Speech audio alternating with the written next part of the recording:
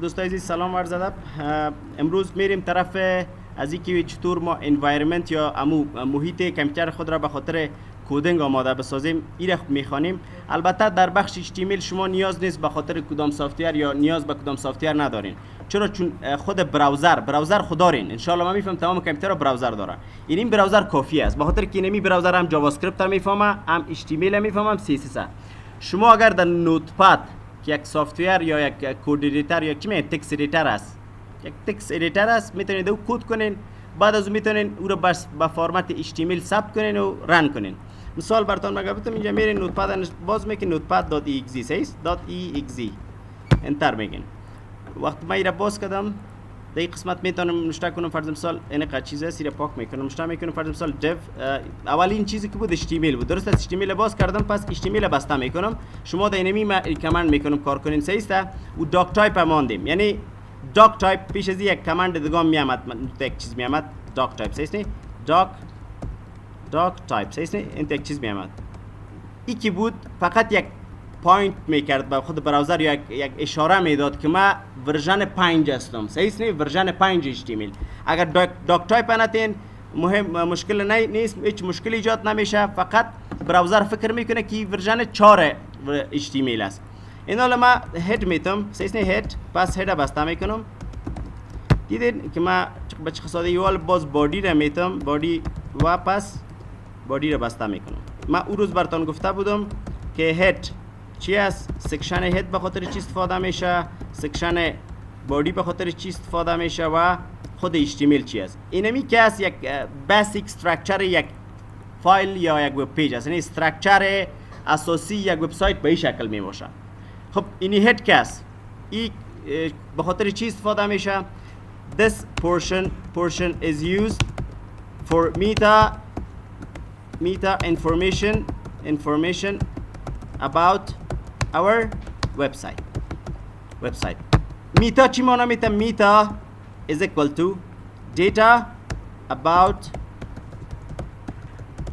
data. صحیح؟ این رو گرفته ان شاء الله. دیگه سعی کنید. در این بخش بادی چی میشه؟ بادی this portion is used for display. خب ساده بگویم anything in this portion will be displayed into your computer screen. یعنی هر چیزی که شما در اینجا تایپ کنین یا اینکلود کنین او در دیسپلی میشه، یعنی در سکرین دیسپلی میشه. پس ما شما تمام کار ما در بادی است. این حالا ما در اینجا کد داشته میکنم. ما دیو میگیریم، یک دیو پس بسته میکنم. دیو دیویژن ایجاد میکنه، یک تقسیم دیویژن ایجاد میکنه. خب ما شما در سعی کنین در HTML ما دو رقم الیمنت داریم، یکی انلاین الیمنت، یکی بلاک لیول الیمنت. انلاین لیول الیمنت یعنی او الیمنت هایی است که اگر ما بعد از او کدام الیمنت دیگه استفاده کنیم او را اجازه میده. مثالش شما فکر کنین ما این یک چیز اگر رسم کنم در خود کجا در ورد نشته کنم، در ورد when word says شما انلاین لیول الیمنت و چی میگن بلاک لیول الیمنت این قسم ساده میفهمین. سعی کنین فرض مثال ما یک شیپ انسرت میکنم اینجا، شیپ صحیح است، شیپ انسرت کردم و در پهلوی ازی باز ما یک شیپ دیگه انسرت میکنم. سعی کنین باز در پهلوی ازی باز ما یک شیپ انسرت میکنم. صحیح شد؟ اینی که هست این انلاین لیول الیمنت است. به خاطر چی؟ چون سعی کنید یک الیمنت دیگر در پهلوی خود اجازه داد نه. اگر این بلاک لیول الیمنت باشه این را اجازه نمیده، باز این در کجا میه؟ در پایین میه. فهمیدین؟ این حالا ما میتونیم الیمنت ها را از انلاین به بلاک و از بلاک به انلاین چی کنیم؟ کانورت کنیم. الیمنت های انلاین هم براتون میگم و بلاک هم براتون میگم. اما فکرتان باشه که دیو چی است؟ بلاک لیول الیمنت است و تا فعلا در الیمنت ها یا الیمنت تایپ نرسیدیم. باز ما میگم که انلاین لیول الیمنت ها کدام است؟ فرض مثال اچ است، امو هیدینگ است، هیدینگ ها و پاراگراف و اینی مسائل کلش انلاین میشه و بلاک لیول دیو ایمیج ام جی و اینی مسائل کلش بلاک میشه.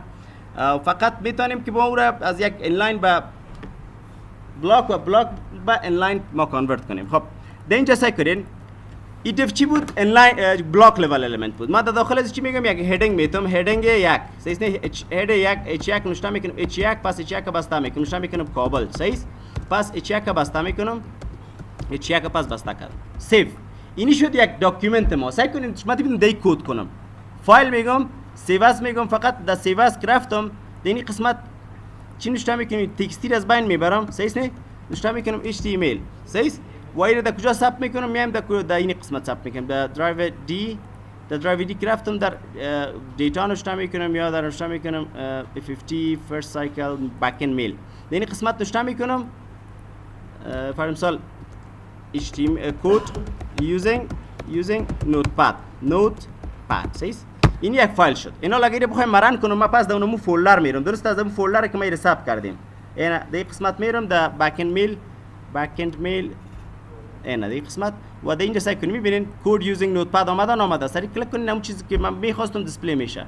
سعی دیدی کابل دیسپلی شد نشد اینی چرا دیسپلی شد این بخاطر دیسپلیش ما تکس وار نوشته کردیم در خود داکیومنت. سعی کنین اینجا نوشته کردیم نکردیم باید دیسپلی هم نمیشد. خوب دیگه خوب گپی است که ما تکست نوشته کردیم کامنت هم نکردیم. البته در چرا در صفحه آمده ای را بگوین در صفحه به خاطر آمده که وقتی که در خود هد چیز را دیفاین نکنی یک تکست خالی نوشته کنی نگویی که چی است او طبعا در صفحه میه اما در قبل از تمام المنت ها میه. خب اما این فکرتان باشه که بقیه چیزا وقتی در هد اینکلود میشن نمیه در صفحه. این مثالش هم براتون نشون بدم که پیشتر خود تکست بود حالا ما در هد چی نوشته میکنم در هد نوشته میکنم مثلا تایتل نوشته میکنم نوتپد صحیح پس تایتل بسته میکنم. تایتل به خاطر نشان دادن عنوان صفحه در تب استفاده میشه در تب اینی میگن. خب ما اینا لگه ما بیشتر پس دیسپلی کنم اینی بود یک ریفرش میگم صحیح نه میبینی که نوتپد نوشته شد نشد صحیح نه اینی هم کابل ادینگ ماست. ما اگه در پولوی ادینگ یک پس دیگه ادینگ پرتم چی میشه اینی فر مثال کپی میکنم پس پیست میکنم مثالش نه اینی می چک کپی میکنم پس پیست میکنم.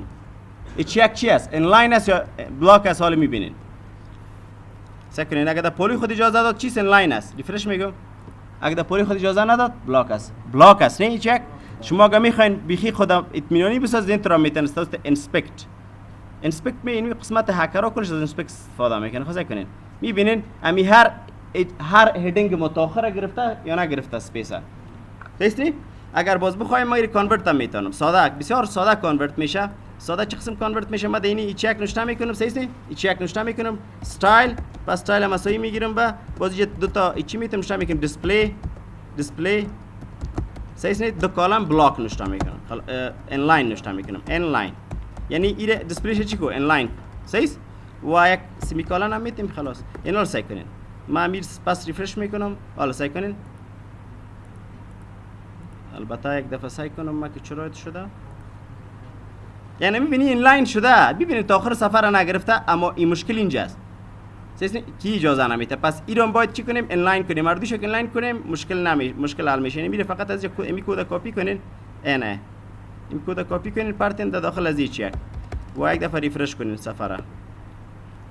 سفر بیاین پس ریفرش کنین این صفحه بود ریفرش میگین میبینی پولو مداله دیدین نه فقط بخش نوتپد فهمیدین من میفهم و به خاطر ویس کد آسان است دیگه. اینمی کد شما اگر بخواین از طریق ویس کد نوشته کنین نوشته میکنین وی اس کد صحیح خلاص ما شما فعلا دیگه سافت ویر نیاز نداریم فهمیدین فقط ویس کد نوشته میکنین و اینجا وبسایتش میاد سرازی کلیک میکنین صحیح است وقتی سرازی کلیک کردین نوعیت چی تون استفاده انتخاب میکنین اپراتینگ سیستم یا نوعیت سیستم عامل اگر 64 بیت باشه 64 بیت اگر 32 بیت باشه 32 بیت نمیه البته و قدر حال ما کدن که میکنید 32 بیت پاس کنید دیگه 64 بیت بگیرین.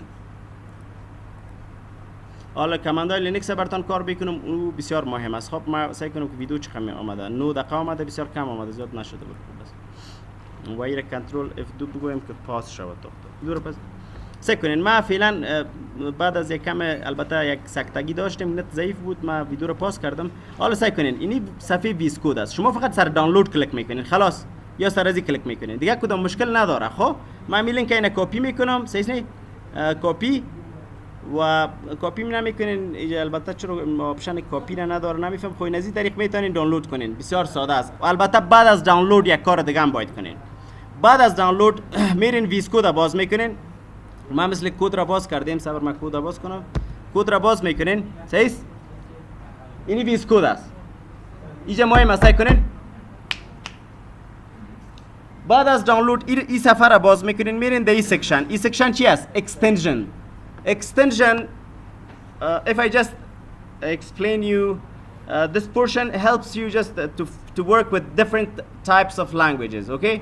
یعنی در این قسمت ما یکی از مودیول ها یا پلاگین هایی را پیدا میتونیم که با زبان های مختلف ما را کمک میکنه تا با ویسکود او را استفاده کنیم. یعنی فکر کنید یعنی این قسمت به خاطر زبان های دیگه استفاده میشه. خود ویسکود یک نوتپد داره، یک اپلیکیشن است، اما به هر زبان یک پلاگین داره. مثل که در پایتون اگه تو کار کنی پایتون سرچ میکنی، اینا شما چی کار میکنید فعلا؟ HTML کار میکنین سیزنی، فقط HTML سرچ کنین، فقط HTML نوشته کنین، انتر بگوین. سعی کنین HTML که نوشته کردین اینجا زیاد چی میاد؟ پلاگینا میاد، فقط پلاگینایی که زیاد دانلود شده. یعنی اوجا ستاره داره، البته بخش ستاره داره و همچنان بخش دانلودش هم یک آپشن است که چند میلیون نفر رو دانلود کرده. اونها رو دانلود کنی خلاص.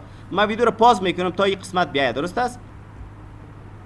ببینید که ما امو بعد از سرچ اینی چیزا آمد، درست است؟ شما چی رو کلیک دانلود میکنید؟ من اینی رو دانلود کردیم اما فعلا چی شده؟ این دیگه آپدیت شده، پس من این انستال میگم. صحیح؟ این انستال شد، یعنی دیلیت شد.